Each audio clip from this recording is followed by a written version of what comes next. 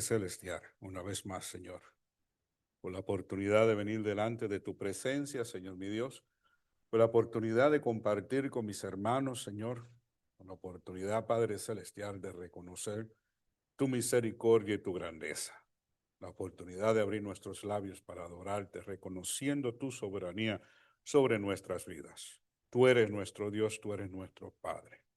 Y te damos gracias, Señor, por la forma en que nos has amado.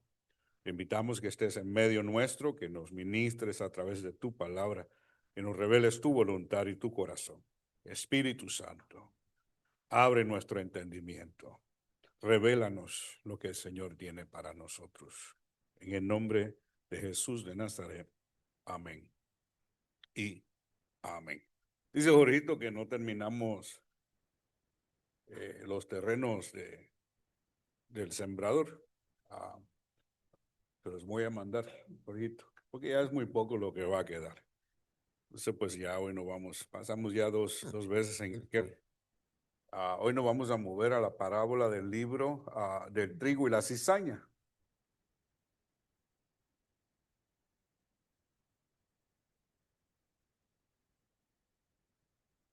El trigo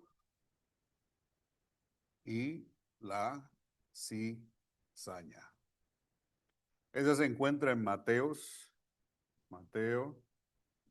13. Vamos a leer del 24 al 30. Mateo 13, 24 al 30. Les refirió otra parábola diciendo, el reino de los cielos es semejante a un hombre que sembró una semilla en su campo. Es semejante a un hombre que sembró una semilla en su campo.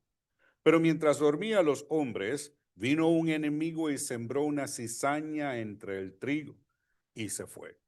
Y cuando salió la hierba y dio fruto, entonces apareció también la cizaña.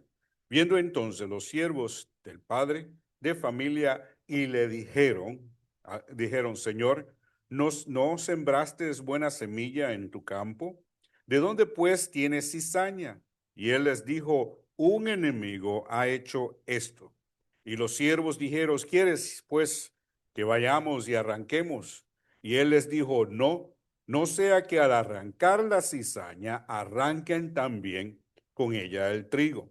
Dejad crecer juntamente el uno y lo otro hasta la siega.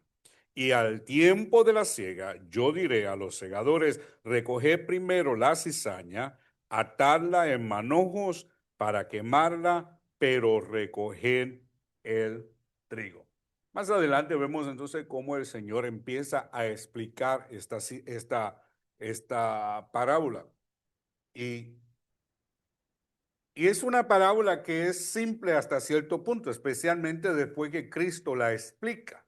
Y Él da la explicación quién es el hombre que siembra, quiénes son las semillas y quiénes son los que van a cegar, van a recoger la cosecha. Y también explica claramente quién es el trigo y quién es la cizaña. Y esta es una parábola que normalmente utilizamos en las iglesias. Más bien los pastores y líderes la utilizamos para expresar bien que dentro de la iglesia hay tanto trigo como hay cizaña.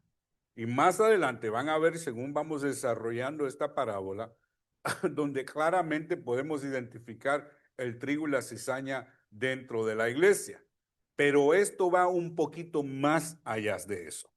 La parábola del trigo y la cizaña es una de aquellas que Jesús explicó directamente a sus discípulos y que a primera vista no parece requerir interpretación adicional ni un análisis excesivamente complejo. Sin embargo, resulta oportuno detenernos en ella para vincular con otros pasajes bíblicos y textos paralelos o referencias complementarias que adoptan mayor o que aportan mayor luz al respecto de lo que acontece ahora y lo que acontecerá cuando el reino de los cielos sea plenamente manifestado. Es en este sentido esta parábola nos instruye acerca de la manera en que el reino de los cielos opera en el presente y de cómo operará en el futuro,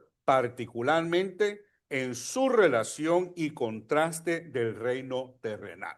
Eso no solamente nos revela cómo el reino de los cielos opera en lo espiritual, porque cada vez que hablamos de cómo es que el reino de los cielos opera, es cómo opera en relación al reino terrenal. Lo espiritual, cómo afecta lo terrenal. Y a veces pienso que la intención del Señor una y otra vez es darnos a revelar y a entender que todo lo que acontece en los cielos tiene un efecto permanente en la tierra. Hay una ley establecida, hay unos propósitos establecidos, hay unos parámetros establecidos por el Dios de los cielos, en el reino de los cielos, dentro de su reino. Pero la tierra siendo de él, el mundo siendo de él, afecta al mundo. Sabemos que todo lo que ha sido creado fue creado de lo que no hemos visto, de lo que hay en esa parte de la eternidad. Entonces, lo que vemos es una manifestación de lo que acontece en el reino de los cielos. Amén, estamos claros. Muchos de estos propósitos, una y otra vez a través de la parábola, vamos a seguir reiterando ciertos puntos, porque el propósito es que se nos quede en la mente el propósito de las parábolas. ¿Cuál es el propósito de las escrituras en general? Ciertamente es para revelarnos el corazón de Dios, el propósito de Dios en relación con el hombre para sus hijos. Amén. Una vez más, el Señor se dirige a sus seguidores por medio de parábolas con el propósito de que únicamente los hijos del reino, sus discípulos, y quiero aclarar, hijos del reino, sus discípulos, puedan comprender el mensaje que les es revelado. Y esto lo vemos una vez más, Mateos capítulo 13, Mateos 13, 10 al 17. Mateo 10 al 17. Entonces, acercándose sus discípulos, le dijeron, ¿por qué les hablas en parábolas? Y aquí vamos reiterando. Y él les respondió y les dijo, porque a vosotros os he dado saber los misterios del reino de los cielos, mas a ellos no les he dado. ¿Con quién estaba hablando Jesús? Con sus discípulos. ¿Y quiénes más estaban presentes? El pueblo de Israel. En su mayoría, me imagino que habido uno que otro gentil, pero en su mayoría era el pueblo de Israel. Pero entonces le está diciendo, a vosotros, mis discípulos, se les es dado entender, comprender los misterios del reino. Pero a los que no son mis discípulos, hablo en parábolas para que ellos no lo comprendan. Entonces, si entre ellos habían judíos creyentes, a no creyentes, y habían creyentes que se habían hecho discípulos. ¿Ves? Porque muchos creen. Dice que muchos creen, pero no todos se hacen discípulos, no todos caminan en obediencia. Muchos creen que Cristo Jesús murió en la cruz del Calvario. Los hay, muchísimos los hay, pero no todos se han hecho discípulos de él. Y la característica de un discípulo es que obediencia.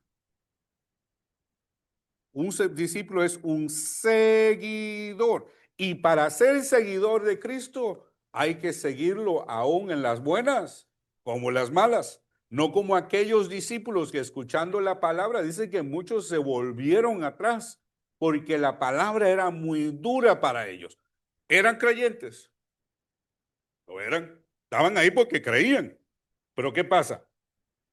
No podían seguir a Cristo a donde Él quería que ellos fueran. ¿Y qué era lo que Él quería de ellos? Era obediencia a la palabra, no la de Él, porque Él estableció, las palabras que yo les hablo a ustedes no son mías, son de aquel que me envió. Amén. Entonces, El discípulo camina en obediencia al Cristo de la gloria, al Dios de los cielos. Todo aquel que cree, dice la Biblia, no todo el que cree entrará en el reino de los cielos. Muchos dirán en aquel día, Señor, Señor, en tu nombre echamos fuera demonios, sanamos enfermos. Y él les dijo, apartaos de mí, hacedores de la maldad. De maldad. ¿Creyeron? ¿Creyeron? Echaron fuera demonios, sanaron enfermos. Habían ciertos dones en ellos. Algo estaba aconteciendo. Pero ¿qué fue lo que los descalificó a ellos? La iniquidad que había en su corazón. Y ahorita lo vamos a ver más adelante. Amén. Cada parábola comunica una verdad fundamental y da a conocer el reino de los cielos, como dice Mateos 13:24 y 44 al 50. Un reino que permanece oculto y que es revelado solamente a aquellos que han llegado a creer en Cristo Jesús como el Hijo de Dios y como el Mesías prometido. Juan 17:6 al 8. Mire, esto es importante. Cristo Jesús como el Hijo de Dios y Mesías prometido. ¿Por qué? El espíritu del anticristo que opera hoy en la tierra y que está en algunos, niega que Cristo Jesús es el Hijo de Dios. Niegan que Cristo Jesús es el Mesías. Eso es lo que pasaba con muchos de los fariseos. Ellos vieron los milagros. Ellos pudieron haber deducido que venía así de la casa de David. Pudieron haber pasado a todo eso que tenía que ver con su nacimiento, ¿verdad? Pero no creían que era el Hijo de Dios. Vieron los milagros, lo conocían a lo mejor como profeta, ¿verdad? Pero no como el Hijo de Dios, el Mesías. Entonces, ¿sería eso el espíritu del anticristo morando en ellos o operando en ellos de una forma a la otra? No puedo decir eso a ciencia cierta, pero ciencia cierta, pero todo aquel que niega que Cristo Jesús es el Hijo de Dios y es el Mesías prometido, el espíritu del anticristo es el que mora en ellos. Juan 17:6-8 dice, he manifestado tu nombre a los hombres, dijo Cristo Jesús, que del mundo me diste, a los hombres del mundo me diste. He manifestado tu nombre a los hombres que del mundo me diste. Tuyos eran y me los diste. ¿Y esto han hecho qué? Han guardado mi palabra. Han guardado mi palabra. Y aquí el guardar no es memorizarla, no es saberla, repetirla como el papagayo, es vivirla, es vivencia, es obediencia. El guardar la palabra es conocerla y caminar en obediencia a aquel que la da. Ahora han conocido que todas estas cosas me has dado, proceden de ti, porque las palabras que me diste les he dado, perdón, les he dado y ellos la recibieron y han conocido verdaderamente que yo salí de ti y han creído que tú me enviaste. Todo aquel que cree y todo aquel que lo recibe es al Dios de los cielos, al que cree y recibe. ¿Por qué? Él fue enviado por Dios y las palabras que él dio y las cosas que hizo, no las hizo por su cuenta, sino las hizo porque el Padre se las había dado para hacer. Amén. Gloria a Dios. Entonces miremos hacia adentro. Analicémonos nosotros ahora. ¿Somos nosotros como Cristo Jesús? ¿Acaso las palabras que nosotros damos y hablamos y compartimos, de dónde provienen? ¿Provienen de nuestro corazón? ¿Provienen de nuestros deseos, de nuestro pensamiento, nuestros deseos de manipular y controlar a otras personas? Porque eso se ve mucho en el cristianismo. Hoy en día yo pienso que a través de los tiempos hay personas que son buenos para usar las palabras para manipular a la gente. O son las palabras del Dios de los cielos. Y lo que hacemos y decimos lo hacemos en obediencia a Él. Y gloria a Dios, quiera Dios, movidos por el Espíritu Santo. No obstante, esta revelación no se limita al acto inicial de creer, sino que se extiende a aquellos que perseveran en seguirle y caminar en obediencia a Él. Una y otra vez, una y otra vez, una y otra vez, el Señor le habla a su creación. Pero una y otra vez, Él reitera la obediencia. Si hicieres aquello que yo te he pedido, yo te voy a bendecir. Pero si no hicieres, si no guardares el pacto, entonces calamidad llegará a tu vida. No es juicio de Dios. Es que para poder recibir la bendición, la abundancia, la paz que Él nos da, tenemos que caminar en obediencia a Él. Les voy a compartir esto. Parte de mi devocional personal. Devocional personal. Vayan a Juan capítulo 2. Ayer, Juan capítulo 2, versículo, creo que es uno, es la boda en Cana. A veces como que nos sentimos tristes, agobiados, cansados, abatidos y tenemos todas estas batallas. No quiero decir que siempre viene por ello, pero quiero establecer el punto de la obediencia y los beneficios de ella. Pero cuando no somos obedientes, ciertas cosas vienen a nosotros, mis hermanos. Miren, y al tercer día hicieron unas bodas en Cana de Galilea y estaba allí la madre de Jesús. Y fueron también invitados a las bodas Jesús y sus discípulos. Y faltando el vino, la madre de Jesús le dijo, no tienen vino. Jesús le dijo, ¿qué tienes conmigo, mujer? No ha venido aún mi hora. Su madre le dijo a los sirvientes, hacer todo lo que él os dijere. Entonces, ¿qué es lo que le dice? Hacer todo lo que les dijere. ¿Qué significa esto? Obediencia. Obediencia. Pero quiero aclarar que el mismo Jesús actuó en obediencia, no solo al Padre, pero honró a su madre, según la carne.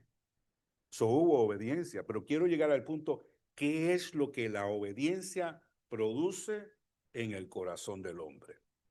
Y faltando el vino, la madre le dijo a Jesús, no tienen vino. Él les dijo, ¿qué tienes conmigo, mujer? Aún no ha llegado mi hora. Su madre le dijo a los que servían, haced todo lo que él os dijere. Y estaban allí 6 tinajas de piedra para el agua, conforme al rito de la purificación de los judíos, y en cada una de las cuales cabían 2 o 3 cántaros. Jesús les dijo, llenad estas tinajas de agua, y las llenaron hasta arriba. Entonces el Señor le dijo que llenen las tinajas de agua.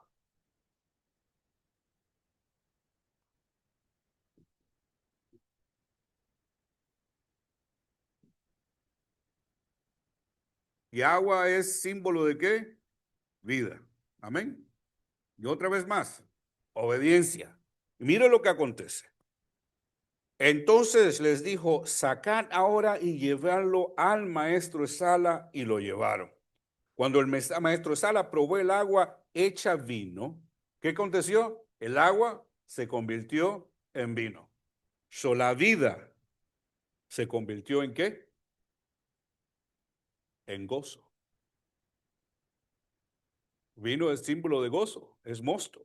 Entonces, ¿qué acontece? Se convirtió la vida se convierte en gozo. ¿Qué es lo que los llevó al gozo o la plenitud del gozo en su vida? ¿Fue el vinito?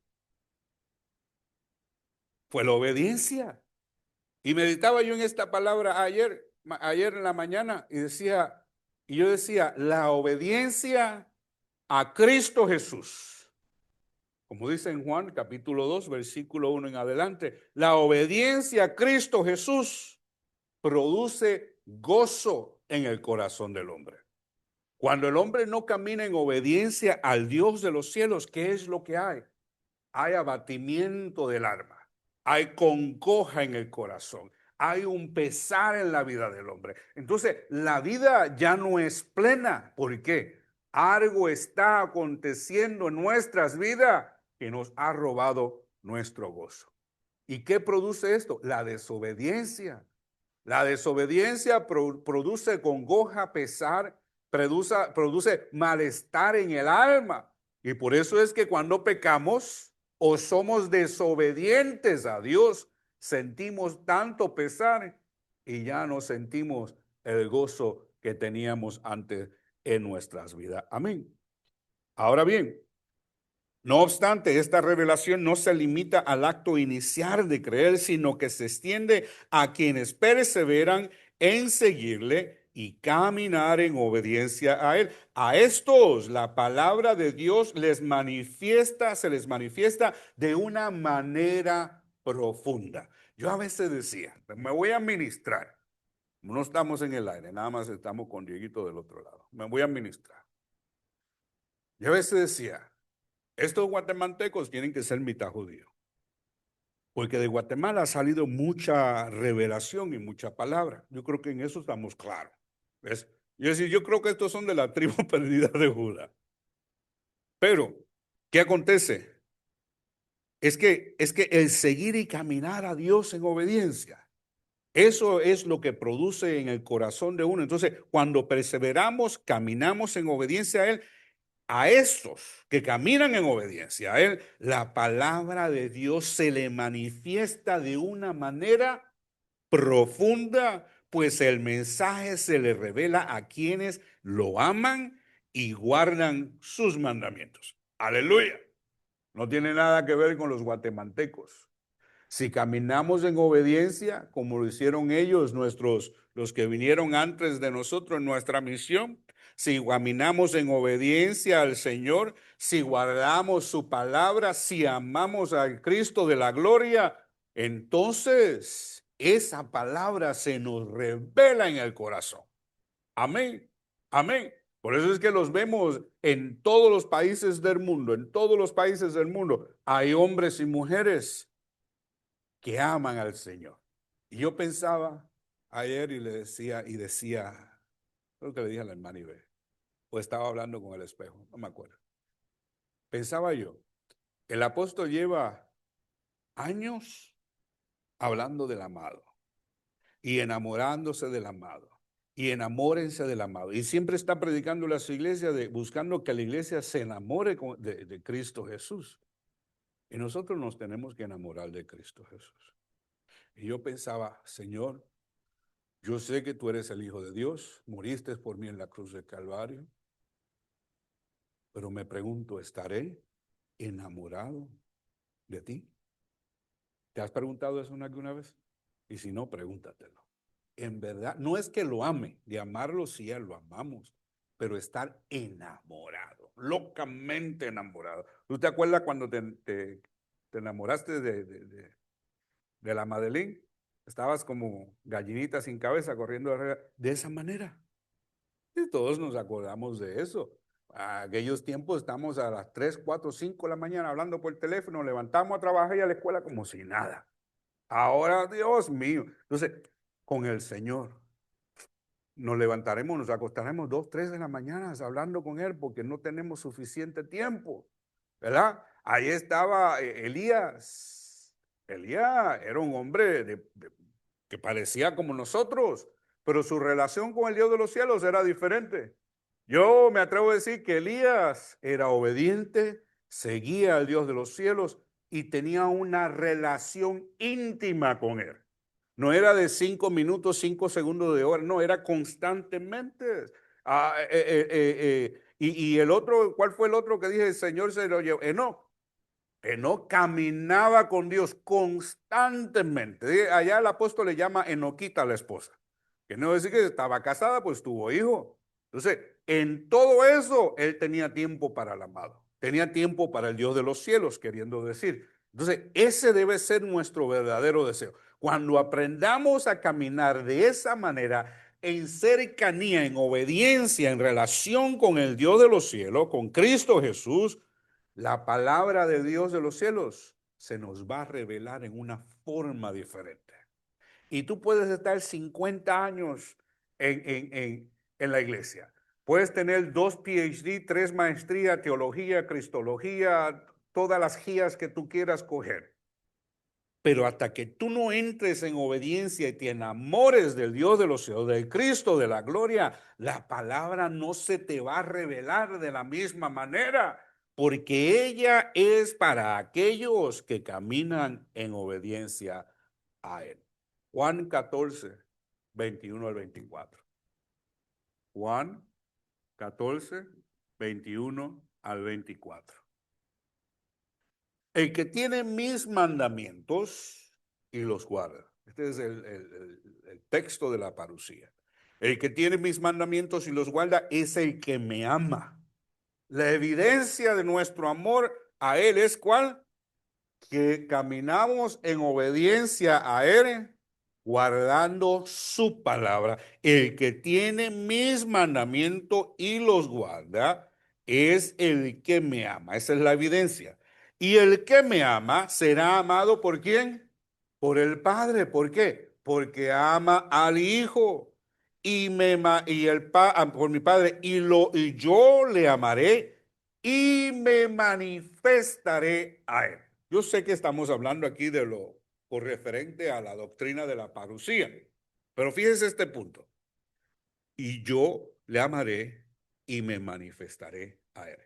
Si guardamos su palabra y caminamos en obediencia a Él, el Señor se nos va a revelar a nosotros de una forma individual que no lo va a hacer con todo el mundo. Como se me va a revelar a mí, no se le va a revelar a Isidro. Y en su relación con el Señor, en la forma en que se le va a revelar a Isidro, no se le va a revelar a Jorgito. Pero como aquí todos estamos enamorados del Dios de los cielos y queremos entrar en esa locura con el Cristo de la gloria, los tres caminamos en obediencia y el Señor se nos va a revelar en una forma íntima. ¡Qué lindo! Entonces, cuando nos sentamos a tomarnos el cafecito, fíjate que estaba con el Señor ayer y el Señor me reveló esto, me mostró esto. Y allá sale el Jotito y decía, fíjate que esta mañana estaba hablando con él y me estaba hablando de algo parecido. ¡Qué lindo sería eso! Ese es el deseo que él tiene para con nosotros. Y yo le decía a la hermana Ibe, el Señor era el Hijo de Dios, todo hombre. Yo pienso seguro de que si nadie tenía que darle testimonio de los hombres porque él conocía el corazón de los hombres, significa que habiéndonos creado, él conocía a cada uno de nosotros íntimamente, conocimiento pleno, mientras estuvo en la tierra. Él sabía exactamente lo que iba a pasar, cómo iba a pasar, yo me imagino hasta cómo se iba a sentir y aún así él decidió caminar en obediencia al Dios de los cielos. Eso es amor, eso es amor. Yo le digo, yo no sé, pero imagínese usted que él le hubiera dicho nada. Isidro, ya yo no quiero saber nada de ti, olvídate. Coge tú tu cruz, yo me voy para casa. Qué lío. Pero por amor, Él padeció por cada uno de nosotros. Entonces, ¿qué nos queda a nosotros? Guardar su palabra, caminar en obediencia a Él. Buscando la definición más clara y más profunda de la frase, el reino de los cielos es semejante. ¿Qué es una semejanza? Encontramos que esta es utilizada continuamente en la palabra por Jesús para hacer comprensible conceptos espirituales y profundos mediante ejemplos cotidianos y familiares, facilitando la enseñanza y la memorización para cada uno de nosotros. Porque cuando Él lo pone en estas historias en las cuales nosotros podemos ver y comprender, se nos hace más fácil asimilar el mensaje que Él nos quiere comunicar. Amén. Su objetivo es despertar la curiosidad e invitar a la reflexión profunda y el cambio de corazón, que es nada más ni nada menos que conversión, mostrando la naturaleza y el valor y el funcionamiento del reino de los cielos. Es para que entendamos el concepto básico que aprendió Elías. El decir voy a orar y no va a llover. ¿Ves? El decir voy a coger mi manto y le voy a dar el agua y se va a abrir el agua y voy a caminar en seco. El decir voy a bajar fuego del cielo. Esos secretos íntimos los conoció Elías. En su obediencia al Dios de los cielos le fue revelado. Y es lo que el Señor nos quiere revelar a nosotros. Allá los hijos del trueno, Juancito y Jacobo, le dijeron, Señor, ¿quieres que bajemos fuego del cielo para que los consuma? ¿Qué quiere decir? Ya ellos habían empezado a aprender, o habían aprendido ya estos conceptos del reino de los cielos y cómo afectaban nuestras vidas aquí en la tierra. Pero pienso que el objetivo principal de lo que el Señor quiere que aprendamos en las Escrituras, de cómo opera el reino de los cielos, qué es lo que abre la puerta de los cielos, qué es lo que cierra la puerta de los cielos, es una palabra que se está dando desde Génesis hasta el Apocalipsis. La obediencia, la obediencia, la obediencia, la obediencia al Dios de los cielos. Ahí es donde verdaderamente pedid y se os dará. Buscad y hallaréis. Tocad y se os abrirá. Amén. Obediencia. Pastor, qué lindo suena, pero qué difícil se nos hace. Veamos algunas revelaciones de las operaciones del reino de los cielos. Aquí nos van a dar, como empezamos tarde, terminamos tarde. Aquí en el capítulo 13 nos da dos ventanitas. Versículo 24 y 45 del 13 de Mateos. Además, el reino de los cielos es semejante o es comparado con un tesoro escondido en un campo, el cual un hombre halla y lo esconde de nuevo, y gozoso por ello va y vende todo lo que tiene y compra aquel campo. Mateos capítulo 13, versículo 44 y 45. Mas el reino, además el reino de los cielos es semejante a un tesoro escondido en un campo, el cual un hombre halla y lo esconde de nuevo, y gozoso por ello, va y vende todo lo que tiene y compra aquel campo. También el reino de los cielos es semejante a un mercader que busca buenas perlas y habiendo hallado una perla preciosa, fue y vendió todo lo que tenía y la compró. ¿Qué nos revela el Señor? Aquí vemos al Padre representado por el hombre que vende o entrega todo lo que tiene para comprar aquel campo, donde se halla ese tesoro. El mundo es el campo. Aquí en el versículo 44, el mundo es el campo. Amén. Y en ese campo hay unos tesoros, hay algo de valor. El mundo es el campo. Amén. El mundo es el campo en el cual él salió y encontró el tesoro que le pertenecía o que él deseaba. Entonces, ¿qué era ese tesoro que él encontró? Ah, nosotros, los hijos, nosotros, los hijos. Entonces, lo más preciado que él tenía, que podía vender o que podía entregar a cambio por sus hijos, ¿qué era? Lo más preciado.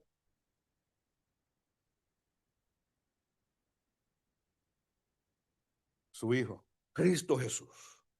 Entonces, cuando él está diciendo el reino de los cielos, es como este hombre que fue a un campo y en el campo encontró algo de valor. Qué lindo que el Señor nos ve y dice, hay valor en ti. Hay algo en ti que yo deseo. Hay algo en ti que a mí, que yo deseo tenerlo para mí. Y él estuvo dispuesto entonces a entregar lo más preciado para que nosotros pudiéramos ser comprados. De tal manera amó Dios al mundo que dio a su Hijo unigénito para que todo aquel que en él crea no se pierda, mas tenga la vida eterna. Cristo murió en la cruz del Calvario para redimirnos a todos, buenos y malos. Lo reciban o no lo reciban, por todos nosotros murió Él. Que uno quieran aceptar ese regalo es otra cosa. Que otros lo rechacen es otra cosa. Pero la oferta, el precio fue pagado por todos de una vez y por todas. Amén. Redimidos. Y con el propósito de reconciliarnos con el Padre, de traernos al Padre. Amén. Amén. También el reino de los cielos es semejante al mercader. Aquí vemos al Padre representado por el hombre que vende o entrega todo lo que tiene para comprar el campo donde se halla el tesoro. El mundo es el campo en el cual él salió y encontró ese tesoro que él deseaba o le pertenecía. Lo más preciado que el Padre poseía era a su Hijo unigénito, a quien entregó por amor al mundo con el propósito de redimir aquello de gran valor para él. Otro ejemplo de ello lo vemos en el Viejo Testamento. Fíjese, Isaías 43, 1 al 7. Otro ejemplo de ello lo vemos en Isaías 43, 1 al 7. Dice: Ahora dice Jehová, creador tuyo, oh Jacob, y formador tuyo, oh Israel, no temas, porque yo te redimí, te puse por nombre mío, te puse por nombre mío eres tú. Cuando pases por las aguas, estaré contigo, y si por los ríos, no te anegarán. Cuando pases por el fuego, no te quemarás, ni la llama arderá en ti. Porque yo, Jehová, Dios tuyo, el Santo de Israel, soy tu Salvador. A Egipto he dado por tu rescate. Aquí está el Señor entregando, Egipto le pertenecía a Dios. Adorara a quien adorara, paganos o no paganos, le pertenecían a Dios. Fueron creados por Él les dio vida, Él les dio los reinos, los dio potestad, todo lo que tenían le pertenecía a Dios. A Egipto entregó el Señor por ellos. Y escuche lo que dice: porque yo, Jehová, tu Dios santo de Israel, tu Salvador, a Egipto he dado por tu rescate. Escuche bien: a Etiopía y a Seba por ti. Porque a mis ojos fuiste de gran estima, fuiste honorable y yo te amé. Daré pues hombres por ti y naciones por tu vida. El hombre que honra al Dios de los cielos, camina en obediencia a Él, que tiene esa bendición, que no solamente a ese hombre el Señor lo honrará, aun cuando sus días en la tierra hayan terminado, sino también a su descendencia. Y sigo reiterando esto desde finales del año pasado. Tenemos que caer en la conciencia este año de que todas las batallas que luchemos ahora va a ser una batalla menos que nuestros hijos lucharán. Y todas las victorias que alcancemos hoy, nuestros hijos recibirán la recompensa o el botín será de ellos. Amén. No todo el campo era un tesoro de gran valor. Fíjense, él pagó por el campo, pero no todo el campo era lo que él quería. Habían cosas en el campo que a él sí le interesaban, pero no todo el campo era tesoro de gran valor. Sin embargo, dentro de él se encontraba aquello que sí tenía valor ante Dios. Para asegurar esa posesión, el padre adquirió el campo completo, no por el valor del campo o el valor del mundo en sí, sino por causa del tesoro que contenía en él. Fíjese, piense esto. El Señor Cristo murió en la cruz del Calvario por todo el mundo. El Señor lo entregó para que el mundo pudiera ser rescatado por él. Pagó por todos, pero no todos tenían suficiente valor para el Dios de los cielos. ¿Cuánto más valor tenemos nosotros para él? Esta redención fue llevada a cabo por medio de Cristo Jesús, quien fue dado en sacrificio para rescatar a los que serían suyos, como ya mencioné, Juan 3:16 y Romanos 5:8 al 10. Romanos 5, 8 al 10, que dice, mas Dios muestra su amor para con nosotros en que siendo aún pecadores, Cristo murió por nosotros, pues mucho más estando ya justificados por su sangre, por él seremos salvos de la ira. Porque si siendo enemigos fuimos reconciliados con Dios por la muerte de Cristo Jesús, mucho más estando reconciliados seremos salvos por su vida. Qué lindo es el Señor. Eso es amor. Ahora vamos a empezar aquí a entretejer esto en las escrituras. Ahora Mateo nos da una serie de ilustraciones reveladas por el amado. Esto lo vemos en Mateos, versículo 47, 3, capítulo 13, versículo 47. Asimismo, el reino de los cielos es semejante a una red que echada en el mar recoge toda clase de peces. Y una vez llena la saca a la orilla y sentados recogen lo bueno en cestas y lo malo lo echan afuera. Así será el fin del siglo. Saldrán los ángeles y apartarán los malos de entre los justos y los echarán en el horno de fuego. Allí será el lloro y el crujir de dientes.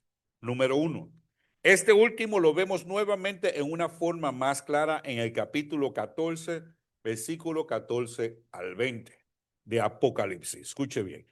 Esta red se echa la red, se coge tanto lo bueno como lo malo. Es como la cizaña y el trigo. En el momento de la cosecha se recogen y se separan uno del otro.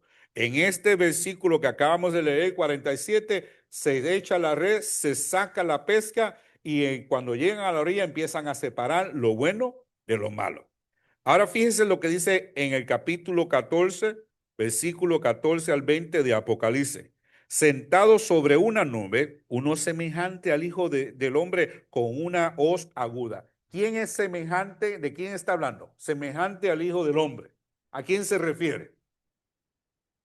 ¿A quién se refiere? ¿A Gabriel? ¿Quién es? Cada vez que se habla, vi una visión y vi a uno semejante al Hijo del Hombre. ¿Quién es semejante al Hijo del Hombre? ¿A quién se refiere? A Cristo Jesús. A Cristo Jesús, semejante al Hijo del Hombre.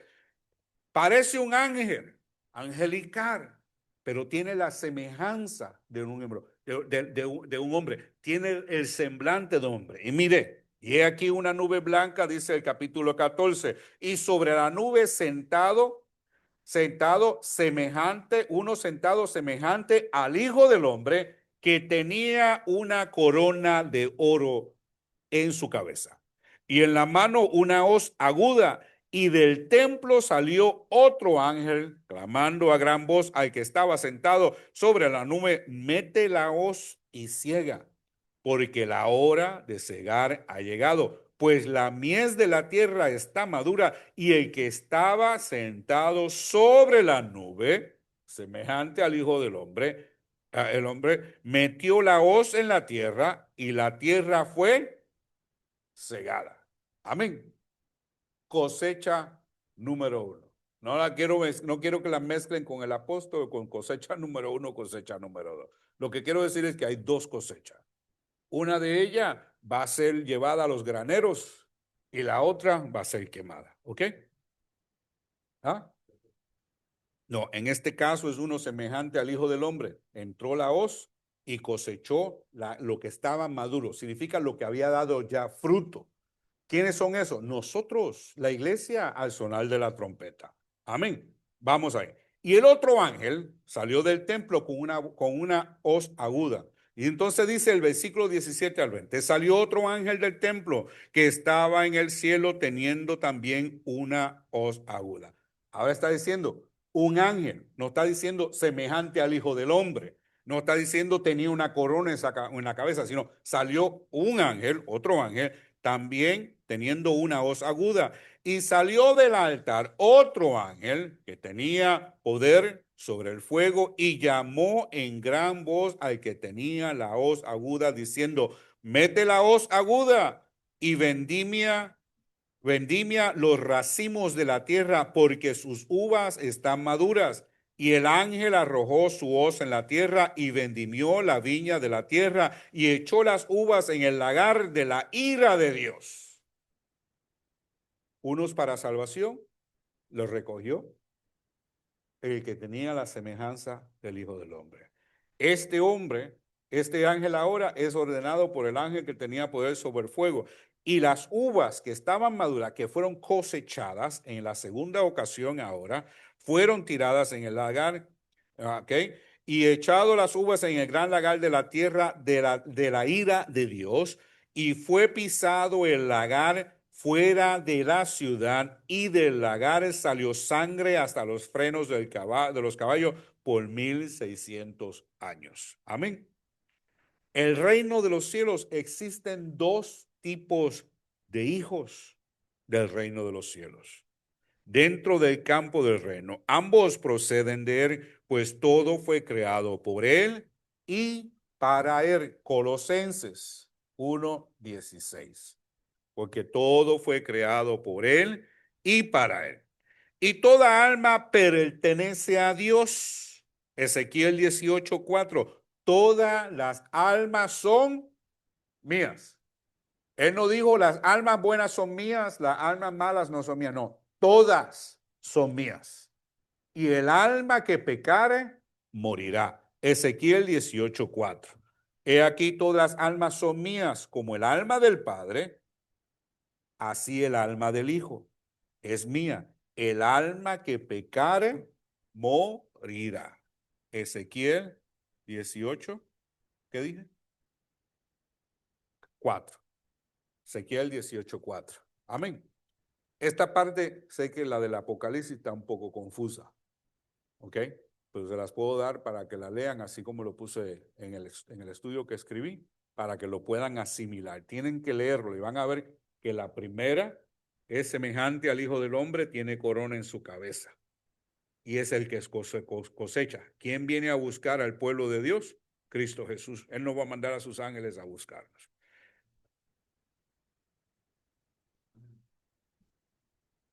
¿Dónde dice? ¿Qué versículo? No, espérate, no corras todavía. Vamos a llegar a ese. Yo lo vi también, pero no vayas. Este es claro. Le está diciendo el Hijo del Hombre, mete la hoz y ciega. Eso es porque la fruta está madura. Los otros ángeles, 17 al 20, dice, fueron cegados, echados y fueron en el lagar de la ira de Dios. Esos son los que van para perdición. El reino de los cielos, existen dos tipos de hijos dentro del campo del reino. Ambos proceden de él. Amén. Sin embargo, en el día de la cosecha se hará una separación definitiva. Uno de los hijos serán destinados para salvación y los otros serán destinados para perdición, conforme a la justicia divina. Mateos capítulo 8, 10 al 12. Todos son hijos. Sí, sí. Mateos, ¿Teo qué? 8,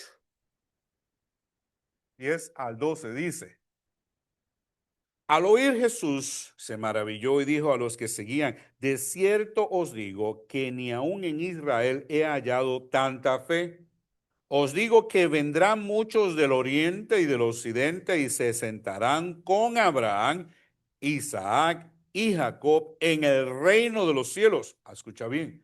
Mas los hijos del reino serán echados a las tinieblas de afuera.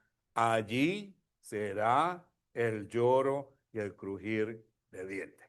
Ese es el versículo que nos dice que hay hijos en el reino, unos que son para salvación y otros que son para perdición. En este caso en particular se está refiriendo al pueblo de Israel, porque ellos fueron escogidos, eran nación de Dios, era escogido por Dios, pero ellos lo rechazaron.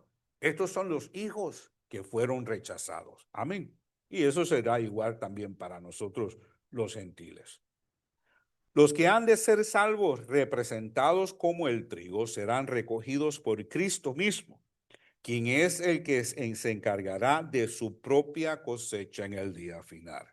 La escritura afirma que al sonar de la trompeta, los muertos en Cristo resucitarán primero incorruptibles y los otros, nosotros seremos transformados, lo que quedemos aún.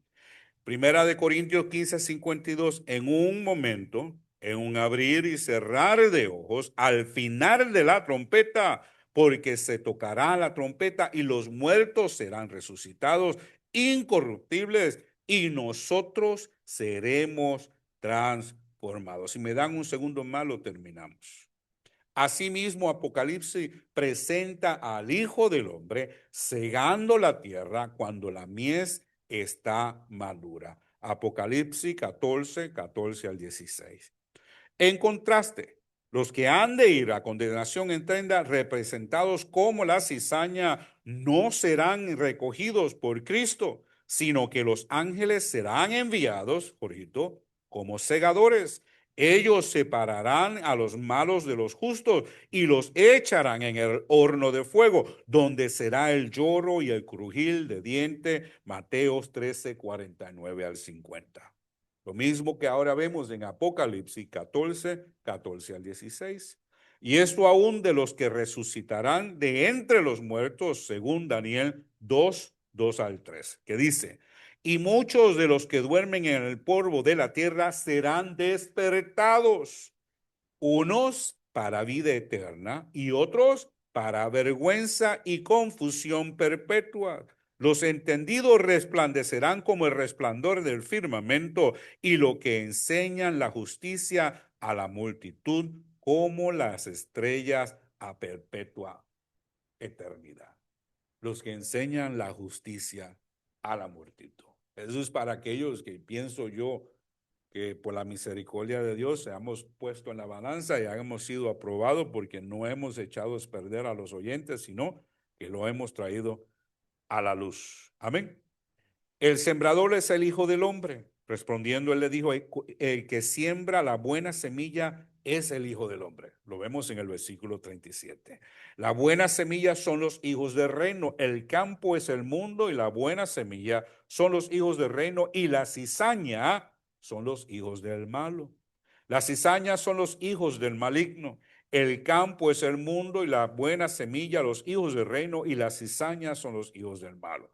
El enemigo que sembró es el diablo, la siega es el fin del siglo y los segadores son los ángeles. Escúchate bien. Por eso es que entre todos los hijos de Dios de los cielos, en donde quiera que estemos en el mundo entero, entre nosotros hay cizaña. Ese que leí, último leí ahora, 38 al 39 de Mateo. Mateos 13:38 al 39. El campo es el mundo, la buena semilla son los hijos del reino, y la cizaña son los hijos del malo. El enemigo que la sembró es el diablo, la siega es el fin del siglo, y los segadores son los ángeles. Escucha bien. La diferencia y similitudes entre los hijos del reino y el maligno está en el fruto que producimos.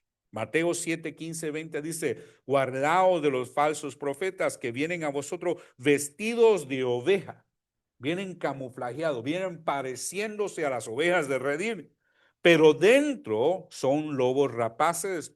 Por sus frutos los conoceréis. ¿Acaso se recogen uvas de espigos o higos de abrojo?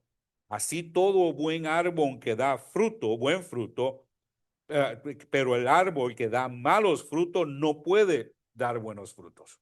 Amén. Ahora, la clase de fruto que producimos marca la diferencia en de dónde procede la semilla. Por esto, pero esto es evidente hasta que llega la hora de recoger los frutos. Con esto voy a terminar.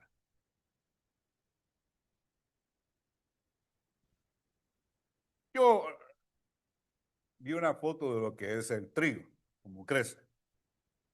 Y yo no soy muy buen diseñador para dibujar, pero el trigo crece. Yo lo voy a dibujar así, ¿eh?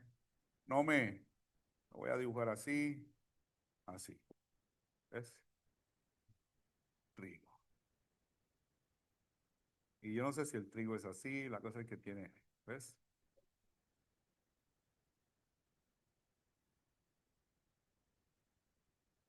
El fruto, el trigo, son igualitos, pero cuando los dos llegan al punto de dar fruto, el trigo cae. ¿Por qué? Los frutos que tienen hace que se doble. ¿Ah? ¿Ves? Esto yo lo veo como humillación. Cuando damos fruto para el Dios de los cielos, nos humillamos no porque estemos cargados ni pesados, es en humillación, porque sabemos que los frutos que tenemos no son nuestros, le pertenecen a Él. Esto es humillación. Pero la cizaña no cae, queda erguida, símbolo, orgullo, humillación, humillación, humildad, humildad. Amén. Ahora la pregunta es, ¿qué somos? ¿Somos trigo o somos cizaña? Entre todos nosotros hay trigos y hay cizaña. Lo que hace la diferencia, donde podemos notar quiénes somos, es en el fruto que estamos dando y la humildad que haya en nuestros corazones. Amén. Por último, Mateo 7, 15 al 20. Mire, fijémonos en esto. Mateo 13, 41 al 42 dice, enviará el Hijo del Hombre a sus ángeles y recogerán de su reino todos los que sirven de tropiezo. Escuche bien. Y enviará el Hijo del Hombre a sus ángeles y recogerán de su reino a todos los que sirven de tropiezo y a los que hacen iniquidad y los echarán en el reino, en el horno de fuego. Y allí será el lloro y el crujir de dientes. ¿Quiénes son los que van a ir al infierno?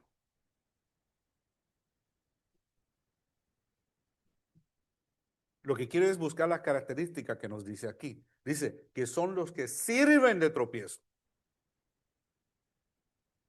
y los que hacen iniquidad. Porque a veces nos miramos y decimos, bueno, yo no tengo maldad, no tengo iniquidad, creo que soy una buena persona. Sí, pero le eres de tropiezo a tu hermano. Y ahí es donde tenemos que tener cuidado. Porque dice, y es el reino de todos los que sirven de tropiezo, coma, y a los que hacen iniquidad, coma, y los echarán en el horno de fuego, allí será el lloro y el crujir de dientes. Mateos capítulo 18, 7. Mateos 18, 7 dice, ay del mundo por los tropiezos, porque es necesario que vengan tropiezos, pero ay de aquel hombre por quien vengan los tropiezos. Entonces, ahí es donde tenemos que hacer como el trigo para dar fruto delante del Señor. Tenemos que caminar en humildad a veces y tratar de no serle piedra de tropiezo a nuestros hermanos. Sí, ¿lo quieres? No al molino. Lucas 17, 1 al 2. Lucas 17, 1 al 2. Y dijo Jesús a sus discípulos, imposible es que no vengan los tropiezos, mas hay de aquel por quien vienen los tropiezos. Mejor le fuere que se atase al cuello una piedra de molino y se arrojase al fondo de la mar, a la mar, que hacer tropezar a uno de estos pequeñitos. Amén. Pues es que usted me perdona, dígame religioso lo que quiera, pero yo me acuesto y digo, Señor, si he sido de tropiezo, si he fallado, porque uno tiene que analizarse, mis hermanos. Todos los días uno tiene que sentarse y analizar sus caminos, sus pasos, sus palabras, qué dijiste, qué no dijiste. Mi hermano, ¿qué pensaste? Tus sentimientos tenemos que analizar porque pecamos contra Dios. Entonces tenemos que hacerlo. Cuando vemos esto, tenemos que alarmarnos dentro de nuestros corazones. para que no, el día del juicio no seamos avergonzados. Entonces, a los que hacen iniquidad, Mateo 7:21 dice, no todo el que dice Señor, Señor entrará en el reino de los cielos, sino el que hace su voluntad, la voluntad de mi Padre. ¿Qué quiere decir? Obediencia. Es que está en los cielos. Muchos me dirán en aquel día, Señor, Señor, no profetizamos en tu nombre y en tu nombre echamos fuera demonios y en tu nombre hicimos muchos milagros. Y entonces les declararé, nunca os conocí, hacedores de maldad. A lo mejor hicieron todas estas cosas. Mire, qué malo sería cruzar el lago Lanier y venir a ahogarse en la orilla de un calambre, ¿verdad? Nada más que porque lo dije, nunca voy a nadar el lago Lanier, ¿okay? Pero qué triste sería. Entonces llegar a la presencia del Señor y decir, Señor, pero hicimos todo. No, hacedores de maldad. No es porque pecaste, es porque había maldad en tu corazón para con tu prójimo, para con tus hermanos. Amén. ¿Alguien tiene alguna pregunta? ¿No?